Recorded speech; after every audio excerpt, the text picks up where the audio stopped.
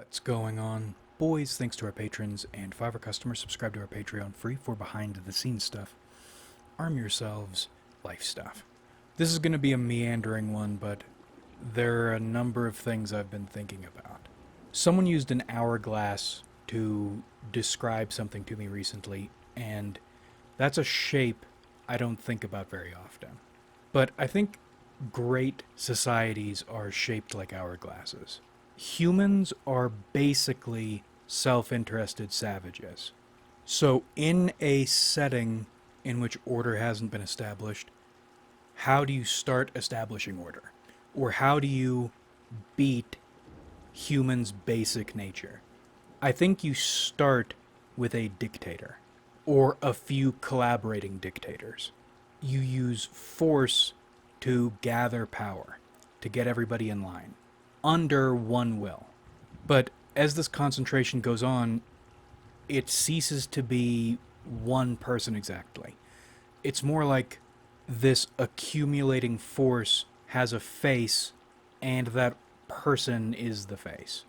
And what I mean is, I think one individual will starts that ball rolling, but eventually it becomes the nature or the will of this power. But anyway, it looks like a pyramid at first.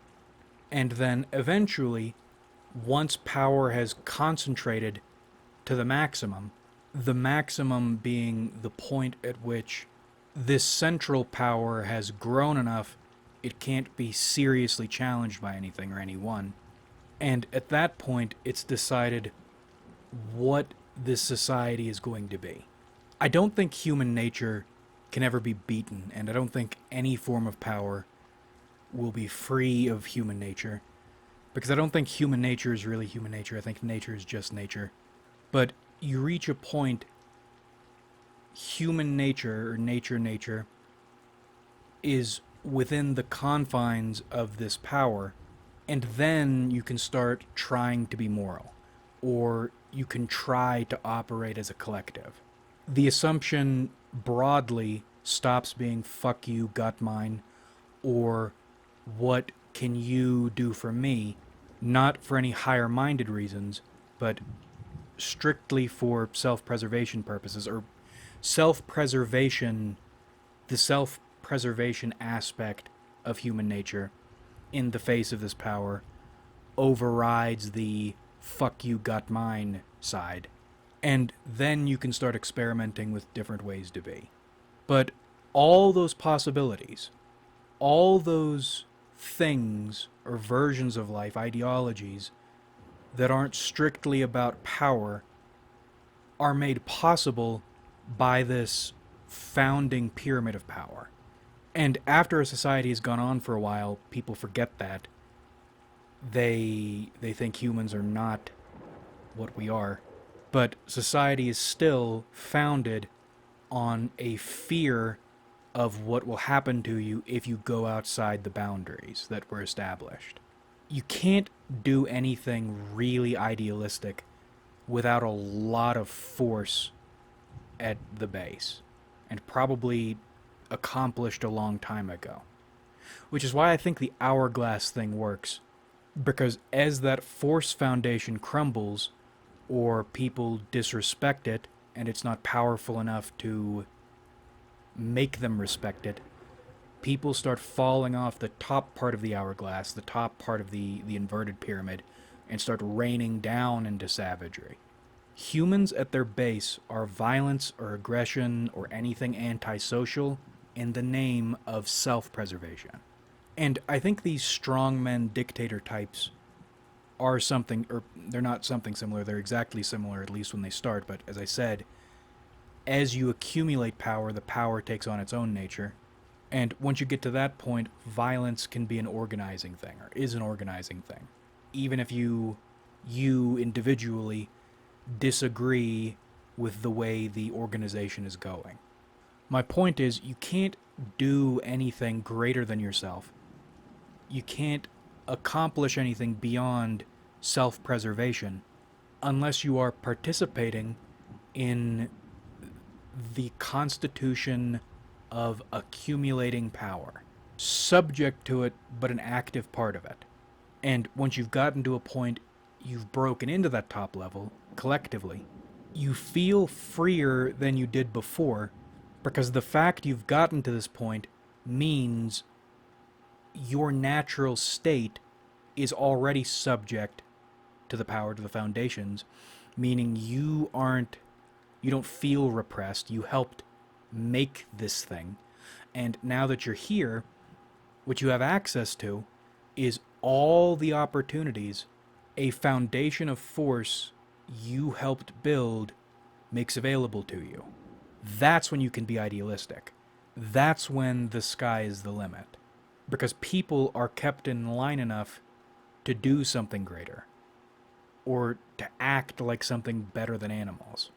The problem for us, I think, is our foundation is crumbling.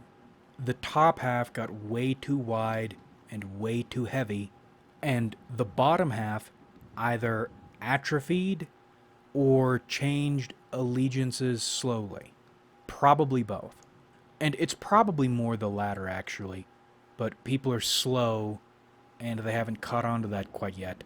They know the state hates them, they know force hates them, but they assume that's incorrect, and it's not. Your individuality, your freedom, whatever it is you believe or think you believe, none of that is God-given. None of that is guaranteed to you. And increasingly, none of it is protected. Laws exist so you can feel safe. The moment a cop, for instance, has a problem with you, your life is over. Because the nature of the power underneath our civilization has changed. Meaning, the top half of the hourglass is going to shrink and adjust at some point. And I have a feeling the more patriotic, or at least independence-minded Americans are the ones who are going to fall off. And I think we're going to be replaced with the equivalent of biotrophies from Stellaris, the rogue servitor thing. People who do constitute a society, but their roles and assumptions are totally different from the ones that formed the nation originally. Because I don't think these people are going to do anything. I think they're going to become lots of shit. I think they're going to think lots of shit. I think they're going to say lots of shit. But I don't think they're going to do a lot of shit. And some people talk like everybody is going to be replaced. I don't think that's going to happen. I don't know what purpose they'll serve. The purpose I see them serving right now is keeping the top half of the hourglass occupied and making it look like the transitioning, the evolving of the bottom half of the hourglass seem consensual, so everybody who disagrees doesn't fall down into the lower half of the hourglass immediately and compete. Or maybe we're watching both sides shift in slow motion. This is one of the reasons I hate morality people. I hate ideology people. Because they keep you stagnant, or they keep you in place, they keep you imprisoned, using assumptions that year after year make less sense to you. Until these assumptions are completely alien to yours, except for some reason you still believe you have to humor these people. But eventually it gets to the point you do actually, it's not even humoring these people. You must obey these people. Maybe once a society is established, both sides of the pyramid, the foundation and the house, can influence one another. But we're weak top half people. Most of our fighting, if we fight at all, is divorced from force, from violence, from enforcement. But our ability to do anything on the top half of the hourglass is disappearing quickly. On the one hand, your ability to is going away quickly. On the other hand, self-preserving savagery makes more and more sense. The platform we stand on is evolving sideways, and either we evolve with it or we fall off, except I think people can evolve sideways only so much. My point in talking about all this is I've been thinking about what can be done. Well, the first thing is buy a gun. Bagalzi 2026, buy a gun and learn to shoot it. Prepare for the fall into savagery. Because more and more it feels like that's what's going to happen. And I don't mean a civil war, I don't mean society falling all apart. I don't think that's what's going to happen. Rather, I think over time, eventually, you'll reach a point you can't comply or you won't comply. And that's hard to believe because of how weak Americans are. But I think we're getting to a point we realize compliance doesn't guarantee security even. That cop example I mentioned earlier. That's happening to more and more people these days. And then you look at what Trump is doing. That's been fascinating. I think a few things are going to happen here. I still think Israel is going to take a fall, and after they've taken a fall, there will be this national feeling of relief in which we think the enemy is gone, when in fact it isn't and never was. But you'll let your guard down. But I think Trump has been an interesting test. He's one of the most divisive presidents we've ever had. And it feels like he's been instructed or set up to destroy every form of legitimacy he might have had. Every form. Tell everyone to go fuck themselves. And I think this is an experiment to see where we are as a people. Because I think we're getting to a point legitimacy or right to rule is no longer required. It feels like we are testing the waters with that. How far do you have to go before people will do something? How bad can it get before people will do something? How bad does your life need to be before you lose your shit? Especially collectively. So you need to be ready for when your compliance line gets reached and you can't go any further. I have a feeling that's going to happen in our lifetime. The equivalent of the moment someone gets slapped because the slapper knows the slapped won't do anything. You failed the punk test enough times. And I think that's when the real realignment will happen. Probably it'll happen slowly, maybe it'll happen all at once. I doubt that. But we need to start getting ready. And also I was thinking about how to start building potential bottom half of the hourglass momentum from the top half. Because that is exactly what Mussolini did. From the top half of the hourglass, he made connections and built momentum with the lower half of the hourglass. I know I've been explaining all this poorly, but there is precedent for what I'm seeing or thinking about. And what I'm thinking doesn't necessarily mean some grand ploy to seize power and take over the world, although that would be cool. Rather, it's more like accumulating enough of your own power. When the adjustment happens, you're relevant enough, you are part enough of the new order, you can feel free once the new order is established, rather than being a statistic crushed underneath it. I don't watch or read Game of Thrones, but I watch a bunch of videos. Like Dorne, you're relevant enough, or you're needed enough, or you're dangerous enough to have special privileges as long as you go along. Realistically, in the amount of time we have, the options available to us, I don't think some liberty rejuvenation is going to happen. Frankly, the idea of this vassal status is far-fetched. But that's something I think is possible. Tyranny, which is a game, I went back and tried to replay it a few years ago. It is not as good as I remember it being, but it's still pretty good and interesting when you're thinking about this kind of thing.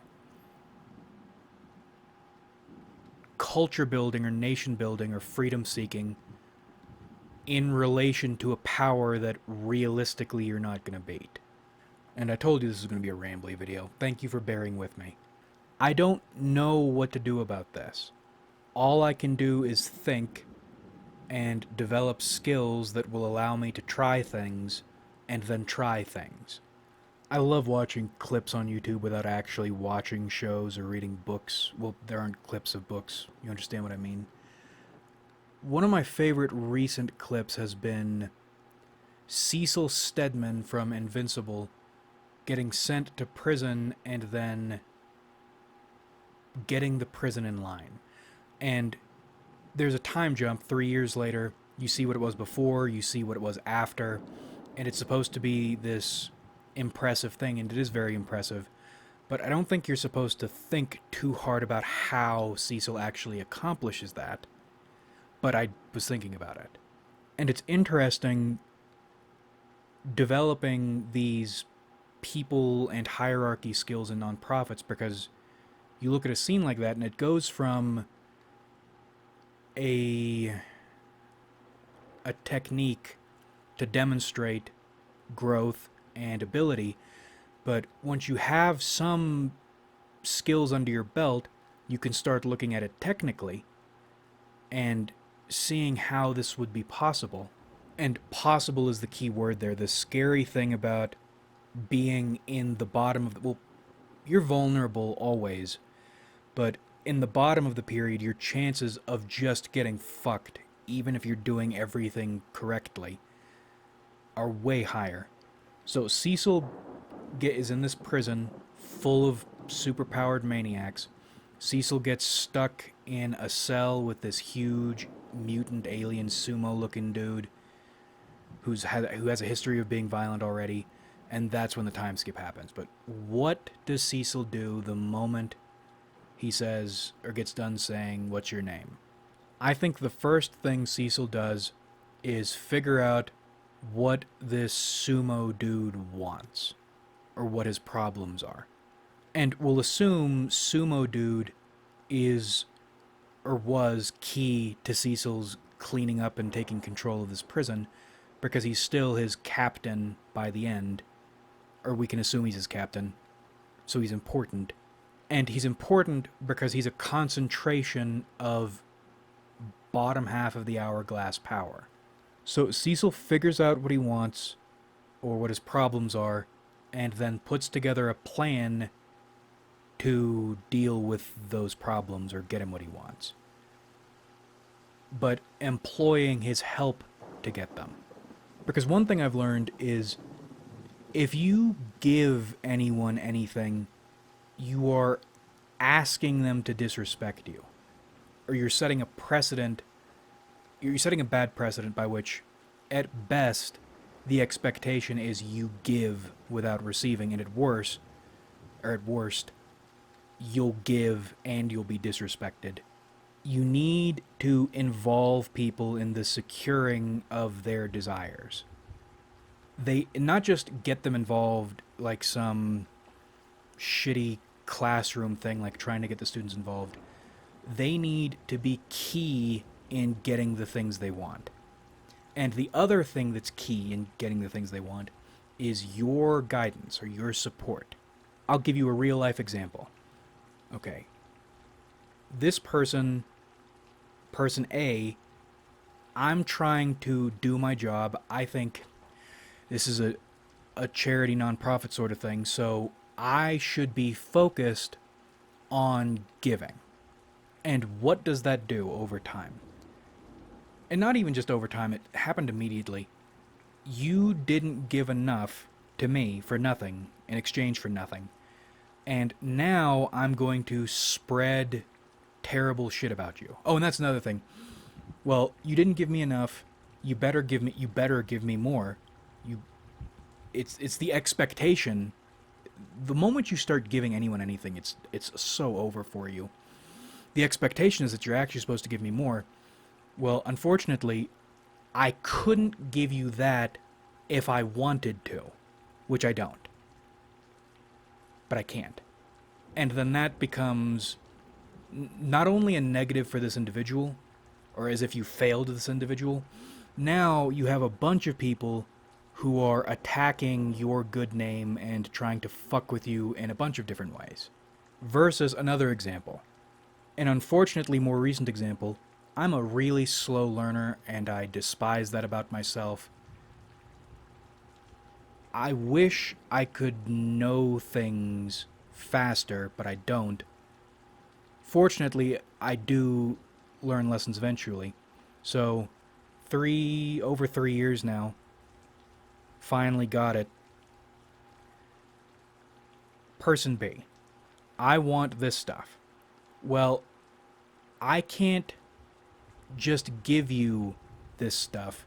This is outside what we're allowed to do officially. However, I think of these things, we could probably get X, Y, and Z done if you and I work on them together.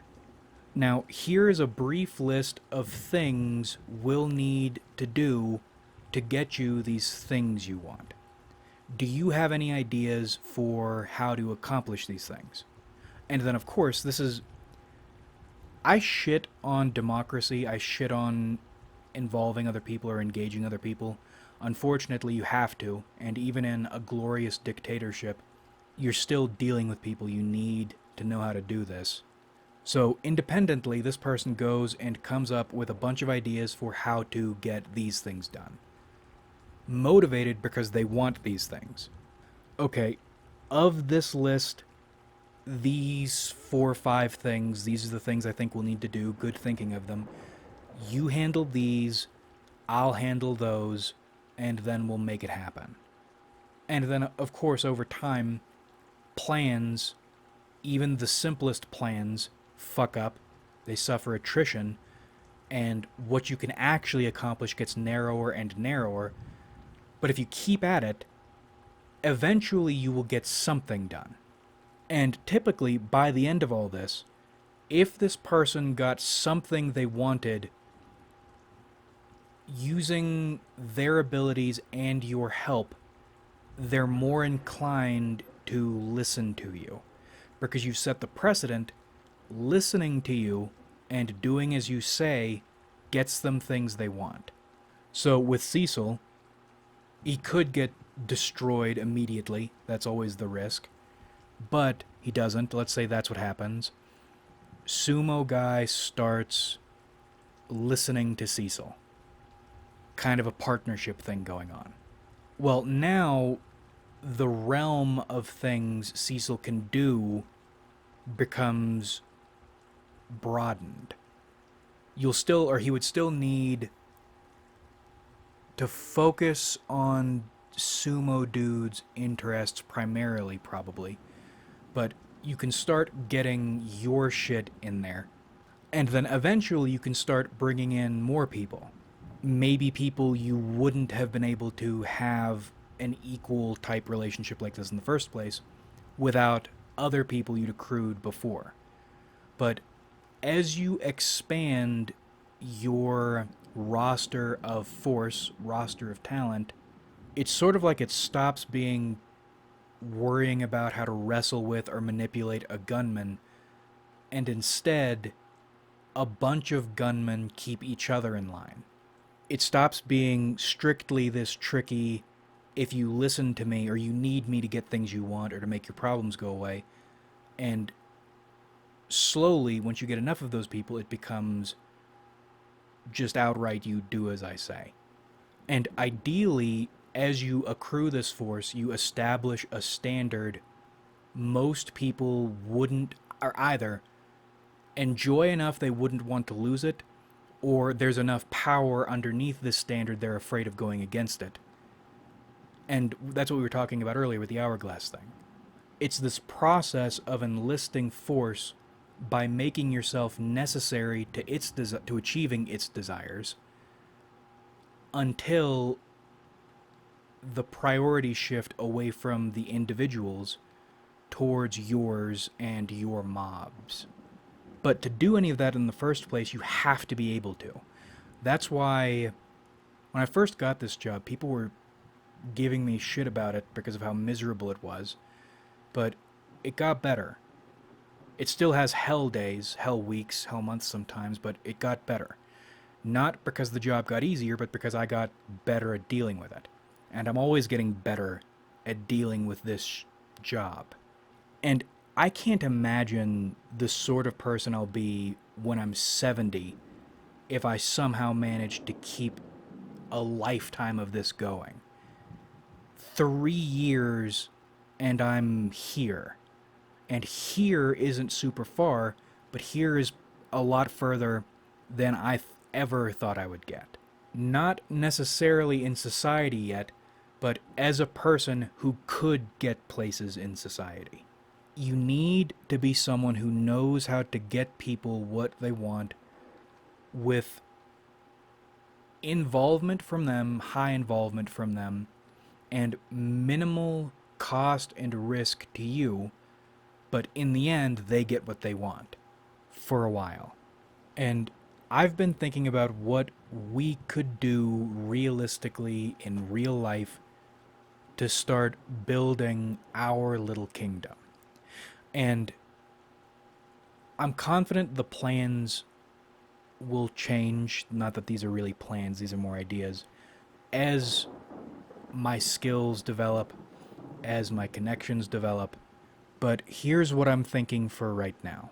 We start a civics-oriented nonprofit designed around helping communities, public institutions, get things they need. And having a nonprofit, an actual 501c3, is important because I don't think people realize how much money is out there. If you build enough legitimacy, people will just throw money at you. And we focus on building legitimacy. So let's say we target this underserved city. They need a new super bench. The super bench will serve the kids, it'll serve the elderly, it'll serve the sickly, it'll serve the homeless. It's the best bench ever made. The only problem is funding. We offer to help them acquire the super bench or something close to it, but in return, this percentage of what we raise goes to us. Upon your receipt, or once we're able to get you the super bench, or once we've gotten you the super bench, let's say, this list of local officials will attend this dinner, at which a segment of the public being served, or the segment of the public being served, will also attend. This or that official will give us a brief speech explaining what's happened, how thankful you are, what good this will do. And then at this dinner, all recorded of course, we give a speech, at which we introduce a number of people to our ideology or our values. You see churches do shit like this all the time. And somewhere in there, there's a little plaque. But lots of videos, lots of photos, as much exposure and accomplishments to archive as possible, as well as some good networking. Because this is another thing. You never know who thinks what or where you'll meet them when you're doing shit like this and how they can help you later.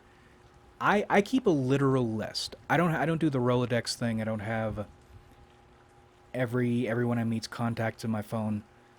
But if someone seems important, I put them in my little notebook.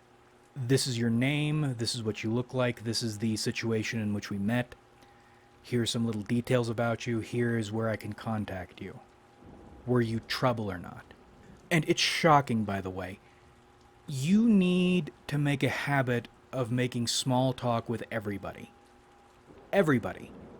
I'm better at this than I was,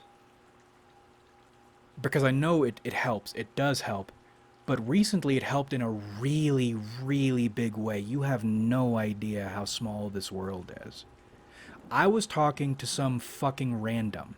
No connection to nonprofit shit whatsoever. Or at least my nonprofit shit whatsoever. Well, as it turns out, this random is married to a big muckety muck. And now I have a direct in. And I used it. And it worked. From a conversation that I just had with a complete stranger, that led to professional advancement. Well, professional accomplishment, and also vaguely, but importantly, professional advancement later. So we network. And we keep doing this. And we make it clear to people, not just the people we're helping, we're a group that has a mission and can accomplish it. And it's also something worth giving your money to. And we do it just like churches, by the way. So we preach principles that empower or encourage the people we want following us to empower themselves. Then you host the members' meetings, you host the community outreach shit, but importantly, you have one face, which is mine. One face to associate all this purpose and all this accomplishment to. Make it easy. Like Hideo Kojima. It's pretty clear by now Kojima isn't the reason Kojima is Kojima. But he's still Kojima.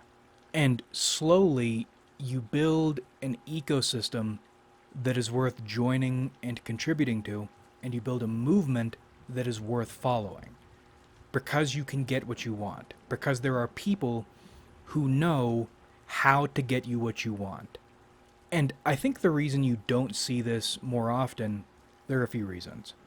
One is a lot of nonprofits exist just to sustain themselves and probably do weird tax shit or money shit for larger for-profit institutions or individuals or foundations. And also because there aren't many cult of personality nonprofits out there. But I think it's because of the shady shit a lot of nonprofits do, and also the self-sustaining nature nonprofits tend toward. You don't see them aspiring to anything higher. Nonprofits are typically smaller appendages on large organizations. But I think there's a lot of potential for nonprofits, or at least a nonprofit, to become a powerful engine in its own right. One of the benefits of nonprofits, one of the things I love about them, is you get to deal with every single sort of person, from the lowest to the highest. And you can also always, as long as you have some level of legitimacy, always fall back on fundraising. Both because if you're doing it right, you have a good mission and can prove it, and also because of the tax benefits. And you can do crazy shit too. Going back to that super bench example, as a plan devolves, falls apart, suffers attrition, you could get to a point, okay, I can get you this super bench, but we'll have to pull it out of a junkyard and get Jim Bob to restore it to hopefully an acceptable level.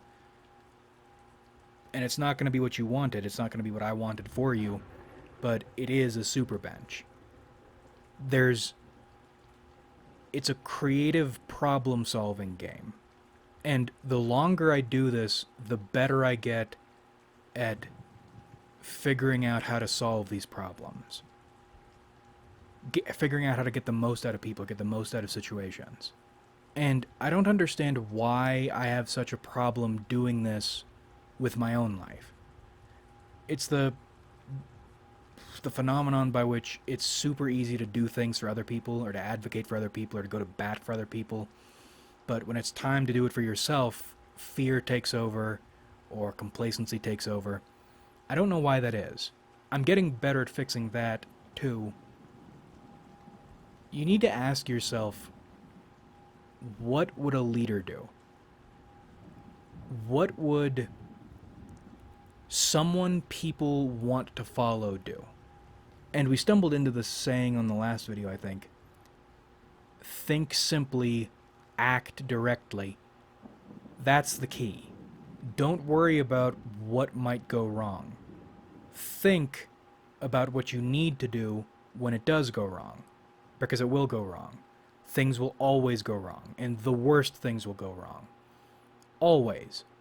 But you can't live in fear of things going wrong. And I think you're taught to do that. I swear to God, you're taught to do that. Taught not to act because something might go wrong, but something always goes wrong. And you can't abstract it either. You need to get in and figure out not just how to solve this problem, but how to solve problems. There's a method and you can learn it. Oh, and you also need to experiment with trying things. I don't know why people are so opposed. Well, I know why people are so opposed to trying things. It's one, because they don't want to fail. Failure feels worse than not doing anything. It's like people would rather drown than try to find a way not to drown and then drown worse. But if you're going to drown anyway, you got to try something. And then on top of that, I think there's a humiliation element to it. Even if people don't want, even if other people don't see, you, and this is another reason I hate socialization and I hate people. It's like you have an awareness of other people's eyes surgically attached to the inside of your head. Even if nobody else sees, it's as if they saw. So if you fuck up and humiliate yourself, it's almost worse than everybody seeing you do it. We are really rambling now. If you haven't already, start developing skills. And we'll put out a loose call here. If, going to typology, if you are an NTJ in the United States, you read a lot, you like researching things, you have a strong enough stomach to deal with ugly shit, distasteful shit, and most importantly, you can read a room and want to be in this room, assuming you've watched this channel for a while, you know that we are not good people, we're not nice people, we're not very tolerant people, pretty disrespectful people, unless you have something going for you, then maybe consider getting involved. We need a really good stateside motivated researcher. And I feel bad putting out calls like these because I just know it's going to be a handful of people who show up who are bright-eyed and bushy-tailed and completely retarded, and I'm going to feel really bad being mean to you. I don't like being mean to people. But if it costs 10 people's feelings to get one person who's probably good, then these are the sacrifices you have to make. I have no issue dealing with somebody, I'm not good at it, but dealing with people who have 1% maliciousness toward whatever it is we're trying to do. But if someone means really well, but they just fall short or they don't get it, I have a really hard time dealing with those sorts of people. It's why I'm bad with kids. I know you don't know better, but I also don't think you're gonna get it, and I don't have the time to try. Because something I've noticed about people is trying with them never works. A person is what they are, and that's pretty much all they are. Maybe they will become a more advanced version of what they are, or maybe they'll fuck up and become a devolved version of what they are. But a person is only what they are. People don't change. But I think we'll wrap it up here. We've talked long enough. We're planning. Like if you enjoyed, subscribe if you haven't.